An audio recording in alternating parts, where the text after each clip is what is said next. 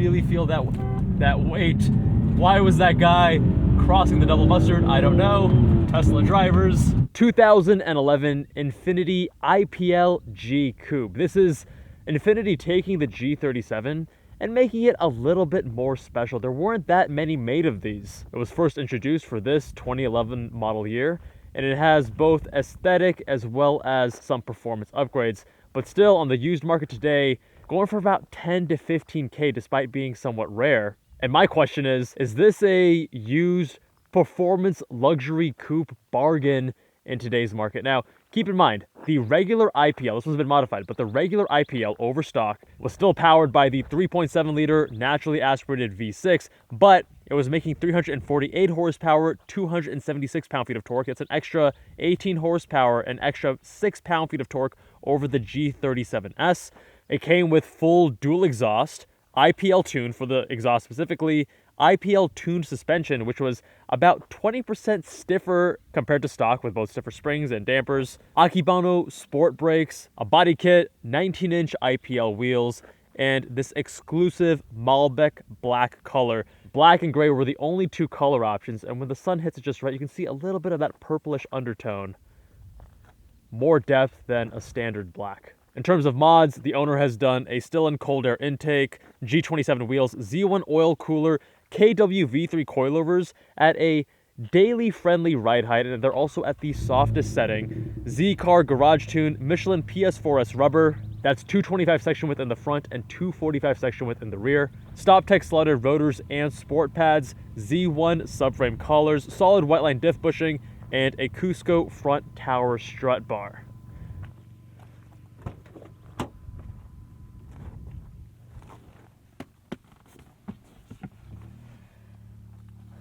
I find it interesting how you actually insert the key so far down here on the left-hand side.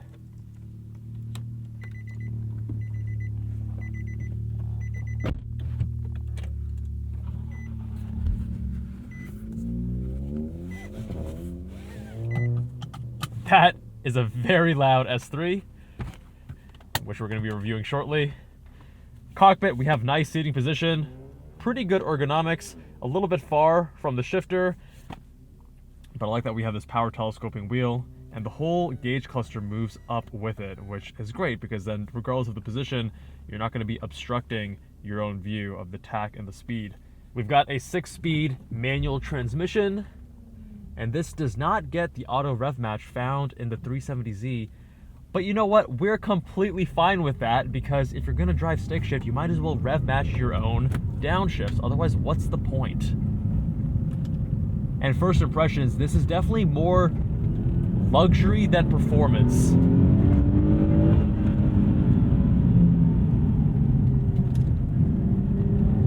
And wow, the steering is actually incredibly talkative. I was not expecting that. Over boosted and quite light,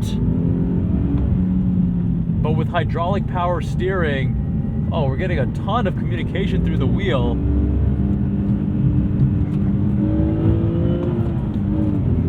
And with it being so light, and with the way that they've calibrated it, you actually get a good amount of dynamic loading mid-corner. As you get the weight over the front wheels and you start turning, you feel it get heavier with a pretty substantial magnitude change. I'm actually quite impressed. But as we start hustling this around the corners, you really feel that weight. Why was that guy crossing the double mustard? I don't know. Tesla drivers.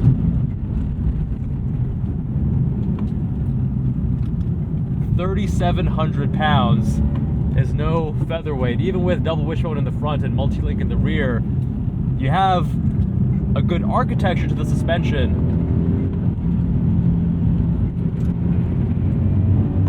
But it's still hard to fight physics and get around that heft.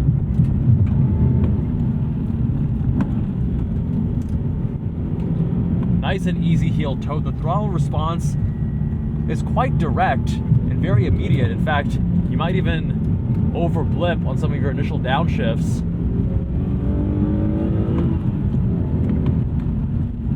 This is actually my preference because I want to have sensitive throttle so that I can quickly jab the throttle with my heel rather than something like in my ND Miata. I really got to push it and be intentional, hold it there for longer than I want. Here it's sharp and immediate. Love that.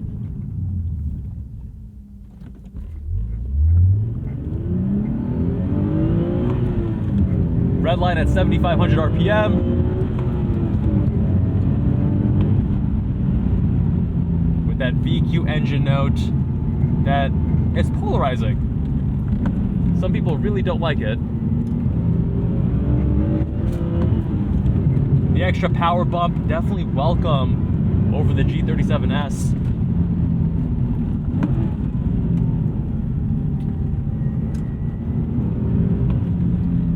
And the suspension here is way more in the comfort setting rather than performance. A little bit underdamped, a bit excess up and down motion after the compression. You can really feel the weight transfer too. Everything's in slow-mo, a bit floaty. But the owner is using this for daily driver duties.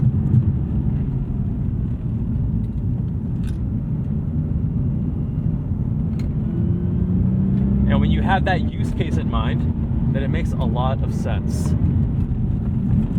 Although I personally would probably go a few notches stiffer just to maintain a bit more of a sharper, better body control, because you can see and feel a lot of body motion here.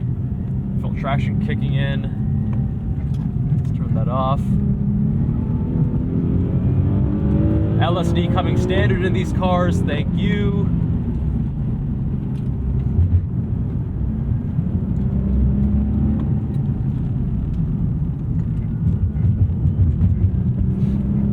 The actual manual transmission itself, it's all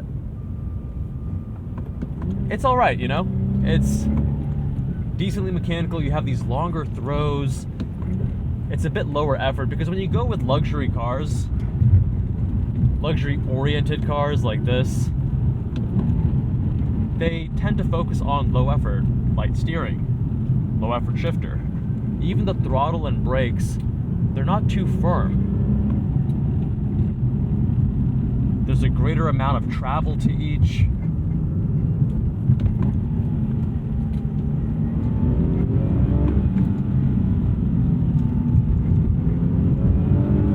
Now you can feel the car wanting to rotate. As you get on the throttle mid-corner, you can feel just that initial sense of it trying to get the rear tires to push out ever so slightly, and I like that dynamic nature.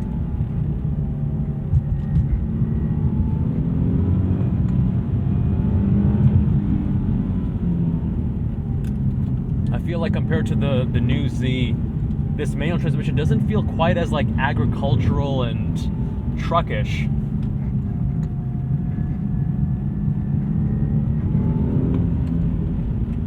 Brakes have definitely a luxury car feel, not very aggressive bite. But as you get into it, you are able to modulate it pretty well.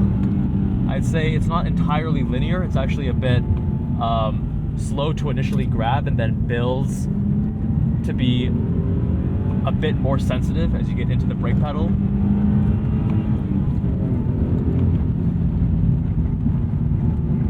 So not exactly one-to-one, but not that much of a learning curve either.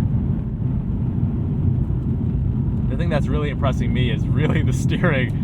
I wasn't expecting the steering to be this communicative and enjoyable in a car like this. Now, the front end is not very sharp. It's a pretty soft car, so when you actually turn the wheel, the front end doesn't immediately respond, but just the communication through that wheel is there in droves, really.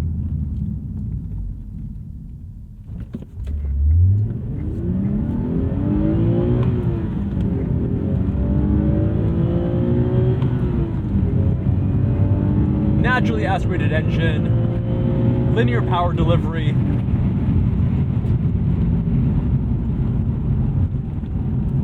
Not the most sonorous or musical or emotional six-cylinder. But going back to the steering, it's actually the one component of the car that feels a bit sportier or less congruent with the rest of the vehicle. And the weighting and the actual ratio is actually very much aligned with its performance luxury coupe roots, but the level of communication is greater than any other part of the car. Everything else in the car is much more luxury focused and a little bit muted, right? The actual chassis feel, the manual transmission, the clutch feel, the brake and the throttle, none of these are communicating with you as well as the steering, and the steering is like really telling you a lot. Not totally incongruent, because again, the weighting is actually very much overboosted and light, as you would expect for a luxury car like this. But yeah, the communication is just something that I find a lot of pleasure in here. I like what the owner, Keenan, has done. He has good taste in cars. He has a GTS 4.0 as well that we reviewed previously on the channel against a 911T. And what he's doing here is not trying to make a dedicated Canyon car, but he's trying to have a daily driver that is fun but also comfortable. And I think at sub 15K, you get a car that's pretty special, right? The IPL G Coupe, not a lot of them made. You have that comfort, you have that performance, and you also get a good amount of fun for that price. Again, this is more on the comfort, daily driver side of things rather than performance and inspiring confidence as you push, but that's intentional from the way that Keenan has set this up. Big shout out to Fenton from Zygreen channel for making this review possible. My friends, if you want your car reviewed, visit us on jabalandcars.com, fill out the form on the homepage, and I'll see you all in that next one.